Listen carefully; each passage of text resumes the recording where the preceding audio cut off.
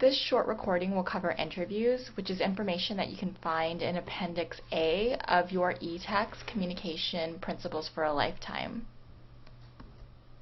So to start off, what exactly is an interview? An interview is a form of oral interaction structured to achieve a goal. It involves two or more people who take turns speaking and listening.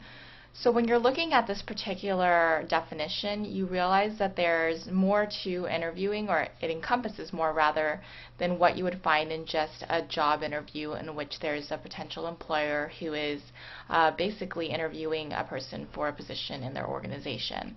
When we look at this particular definition, it encompasses more than that in the sense that it is a structured interaction where both individuals within that interaction are trying to achieve a goal. So this doesn't necessarily mean that there's a power differential between an employer and an employee, but rather that it could be more egalitarian or equal whenever two individuals are trying to speak about a particular goal or moving towards a particular goal. So we'll talk a little bit more about the different types of interview in a moment, but it's important to kind of just realize what the definition is at its core, and to also see that it encompasses more than just what you might think of in a standard job interview. So there are 5 types of interviews that your book discusses. The information gathering is one in which the interview is such as an opinion poll, which the key purpose there is just to seek information from another individual. So with an information gathering, it is for the purpose of just trying to find out additional information from another individual. So it could be a one-time deal with the information gathering. It could be a number of interviews that are in a sequence to gain additional information. So we talked a little bit about focus groups in chapters 9 and 10, which is basically when a group of people is asked questions that reflect their ideas on a particular issue or a particular product.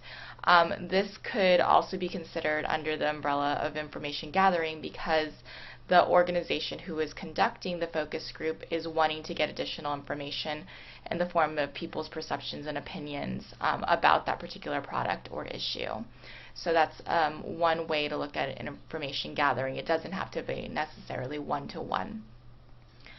With an appraisal interview, this is an interview in which there's a supervisor or employer that shares information with an employee about his job performance. So in this situation, think about appraisal as the person who's doing the interview is trying to appraise or get information and share about the particular person's performance. So you're kind of rating it on the part of the interviewer by rating the other individual's performance. Oftentimes we'll go through multiple appraisal interviews as being an employee in a particular organization. You'll oftentimes have an employer who tries to go in a couple of times a year perhaps to ask additional questions to make sure that that person is performing at the level they should. Oftentimes with appraisal interviews, they follow a performance observation in which the person who is being interviewed will be observed first, and then the person who's doing the interviewing can have some comments based on that observation. The next type of interview is problem solving. And in this interview, there's usually a grievance or disciplinary interview that is designed to solve a problem. So in this particular situation, there is a problem at hand, and in order to rectify or provide a solution to that problem, there's usually a discussion on both individuals' ends that are trying to get to that goal of solving the problem. So oftentimes if there's a grievance in an organization where there's been a complaint, oftentimes there'll be a problem-solving interview to try to discuss potential solutions to that issue.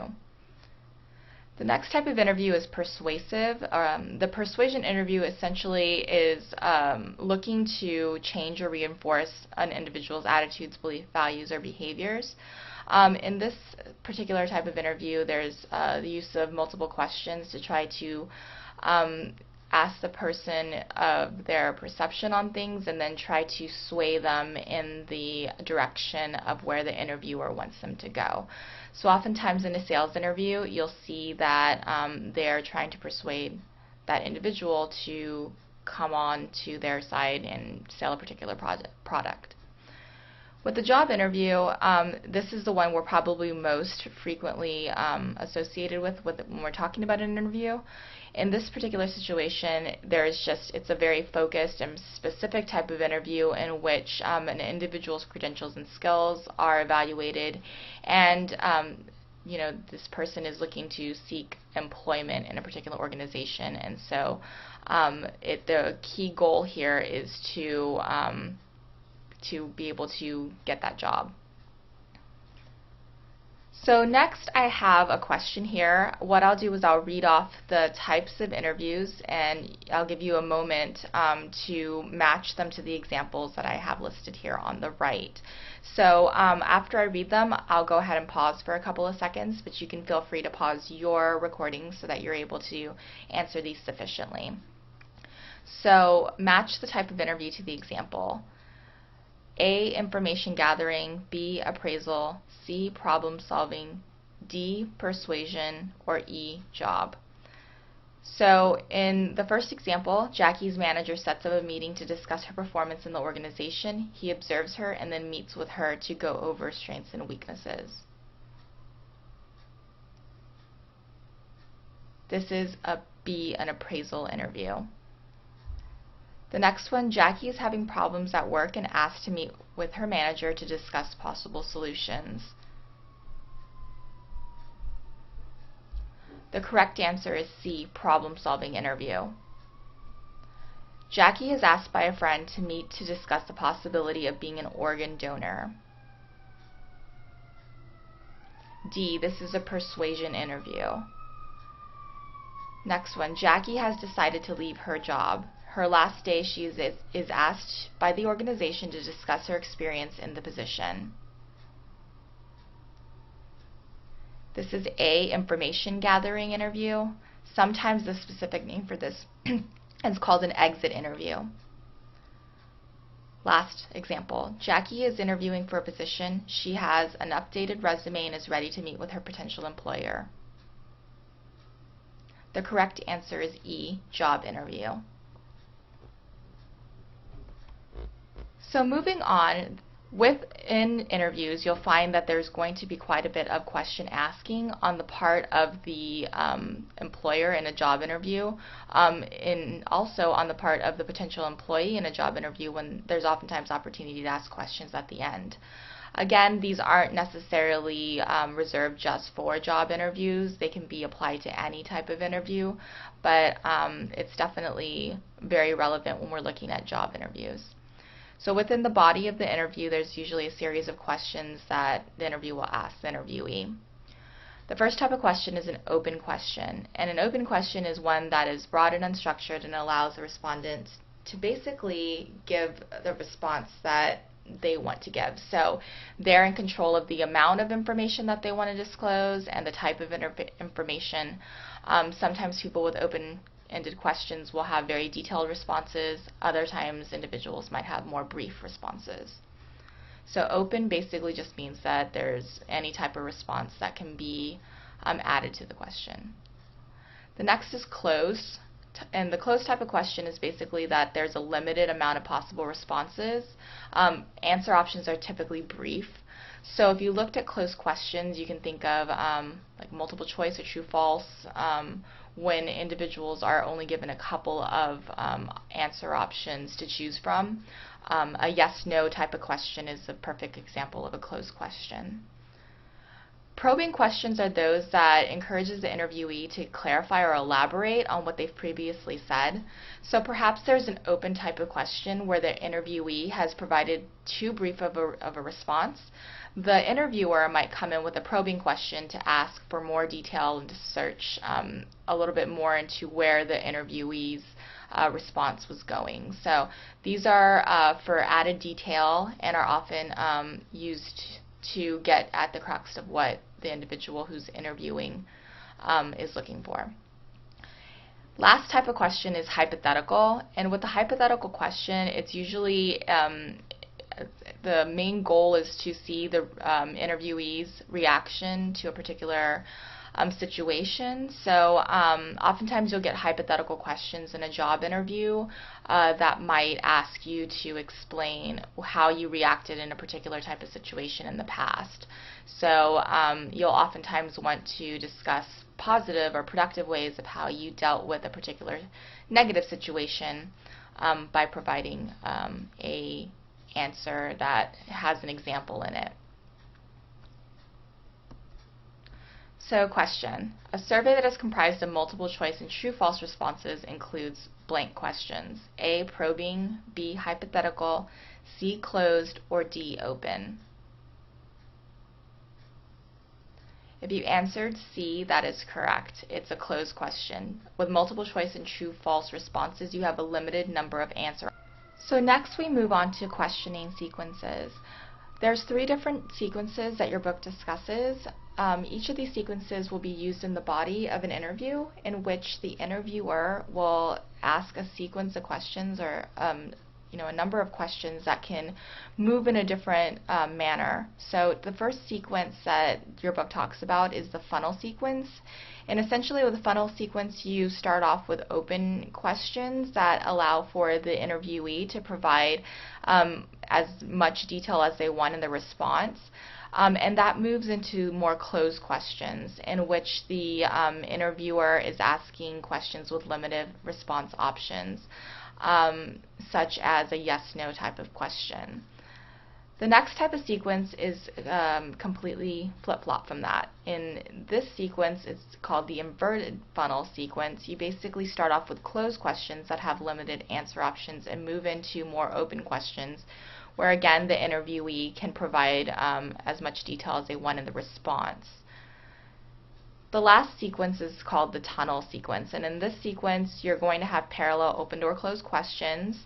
Essentially it's going to be static, where the interviewer will typically have a series of either open questions that they ask one after one in each other, or more of closed questions where they ask one after another that have limited answer responses. In the tunnel sequence, we know that no probing occurs. So in the other 2 sequences, there's opportunity where the interviewer might want to go into more detail about what the interviewee has said. So especially with open questions, you have more of the ability to probe and get more information from the interviewee. So in the tunnel sequence, this doesn't happen because of the parallel structures that they're going through. So especially with closed tunnel sequence, the series of closed questions will typically be one after another and are often done when there's a time constraint. So there's little time, so they go through a series of quick questions. So what happens when you're actually being interviewed? It's important to pay attention to both verbal and nonverbal behaviors. The interviewer is going to be looking out for specific pieces of information that they can gain from you, not only if they ask you directly, but also what they can see from you and gain information from the nonverbals. So interviewees will gauge your self-expression, basically how well are you able to express and articulate your thoughts. They'll also gauge your maturity, how mature in your thought process that you are. Your personality is definitely one that interviewers will gauge and can oftentimes find from nonverbal behaviors.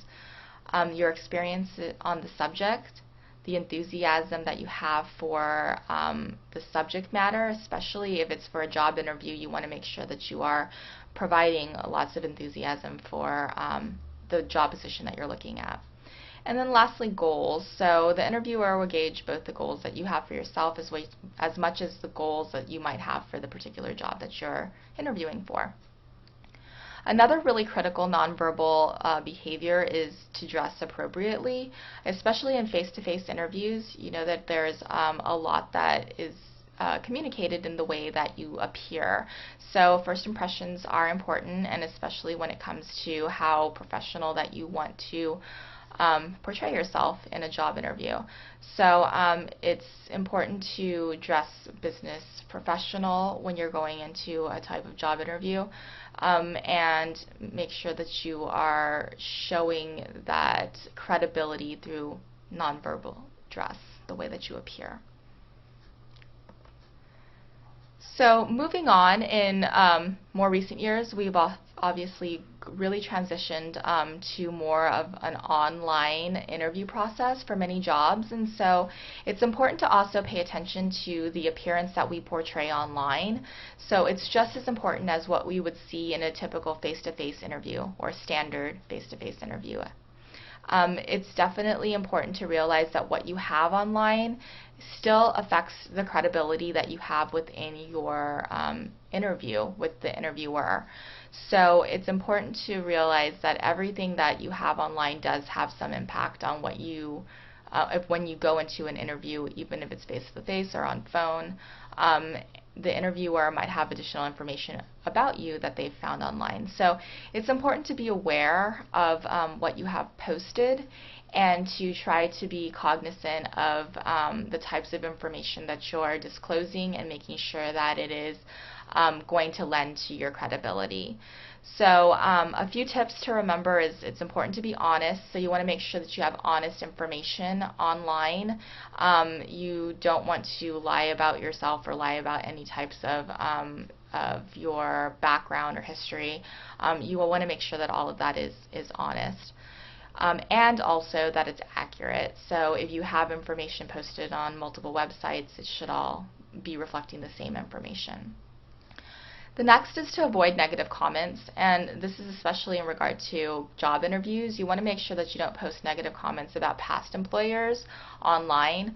Of course, that is usually very easily retrievable, especially in a lot of these social networking sites, something like CareerBuilder or LinkedIn. If you write past experiences that are negative about an organization, that can reflect negatively on you when you go to find a new job. You want to make sure, very importantly, to monitor any types of photos that you have online. You definitely want to make sure that they are going to portray you in a credible fashion, especially when you're looking for a job. You want to make sure that you have tasteful and appropriate photos that are not going to, again, cut your credibility. Lastly, avoid unprofessional screen names or email addresses. This is another really large portion of your online appearance, is how you choose to describe yourself online. So one of those things is through using screen names to basically allow others to see who you are.